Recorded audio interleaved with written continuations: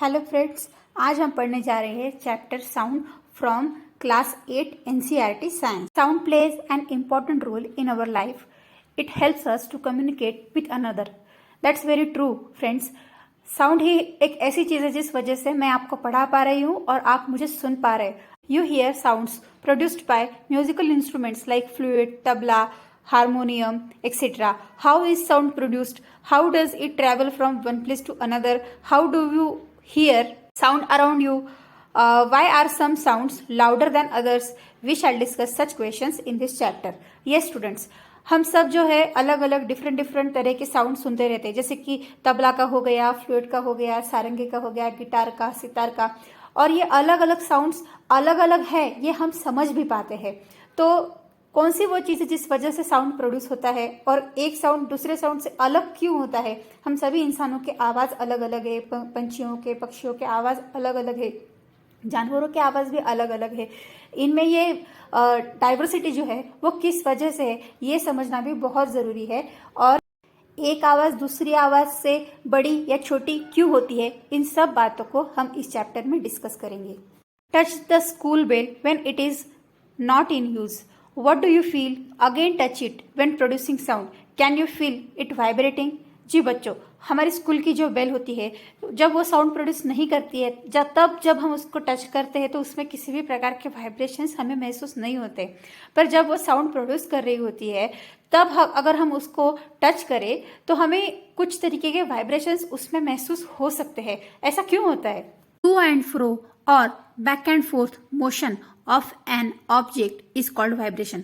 हम सबको पता है बच्चों, जब कभी भी कोई भी object to and fro and back and forth motion में मूव होता है तो उस मोशन को हम बोलते हैं vibration. In humans sound is produced by the voice box और larynx, hard pump that seems to move when you swallow. This part of the body is known as voice box. It is at the upper end of the windpipe.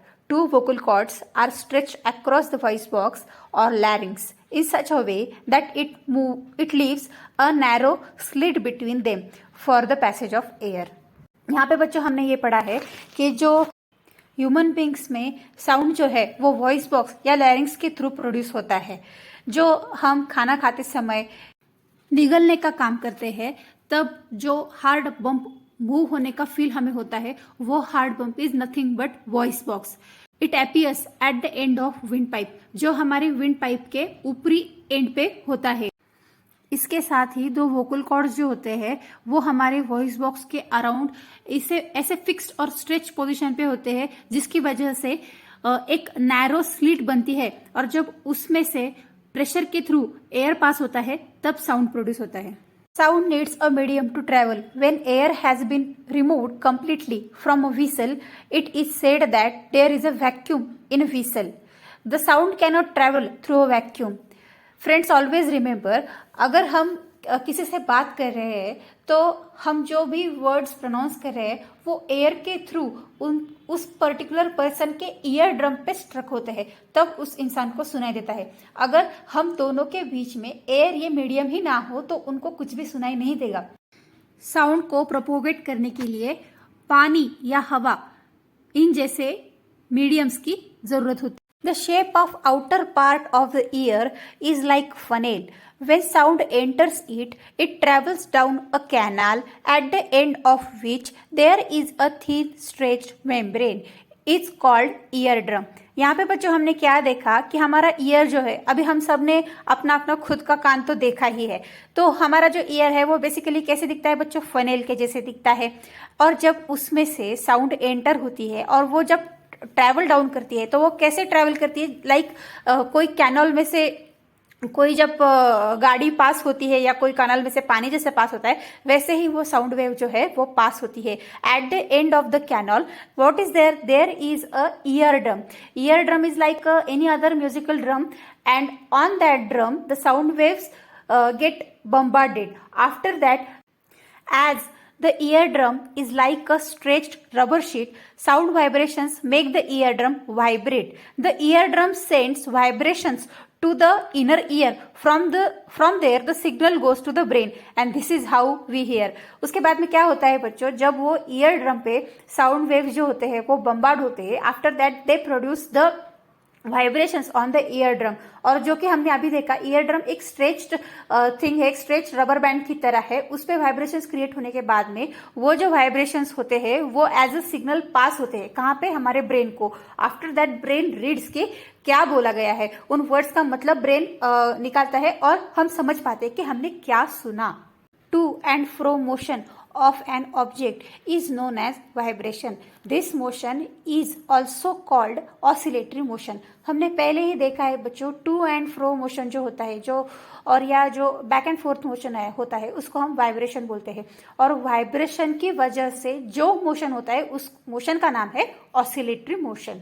एक definition है बच्चों, the number of oscillations पर second is called frequency of oscillation. Frequency is expressed in hertz. अभी हमने पढ़ा था बच्चों oscillation क्या होता है. टू एंड फ्रो मोशन जो होती है या बैक ऑफ फोर्थ मोशन जो होती है, इसकी वजह से वाइब्रेशन प्रोड्यूस होता है, उस मोशन को बोलते हैं ऑसिलेशन. और एक सेकेंड में जितने नंबर ऑफ ऑसिलेशंस होते हैं उसको बोलते हैं बच्चों फ्रीक्वेंसी. और इस फ्रीक्वेंसी को जो मेजरमेंट यूज किया जाता है वो है हर्ट्ज. या फिर हम ऐसा बोल सकते हैं कि जो यूनिट यूज किया जाता है फ्रीक्वेंसी को मेजर करने के लिए, उसको बोलते हैं hertz. A frequency of 1 hertz is 1 oscillation पर सेकेंड. यानी कि बच्चों अगर हमको बोला जाए कि 1 हर्ट्ज इज अ फ्रीक्वेंसी, तो इसका मतलब क्या होता है कि एक सेकेंड में एक ऑसिलेशन यानी कि एक टू एंड फ्रो और बैक एंड फोर्थ मोशन जो है वो कंप्लीट हो चुका है.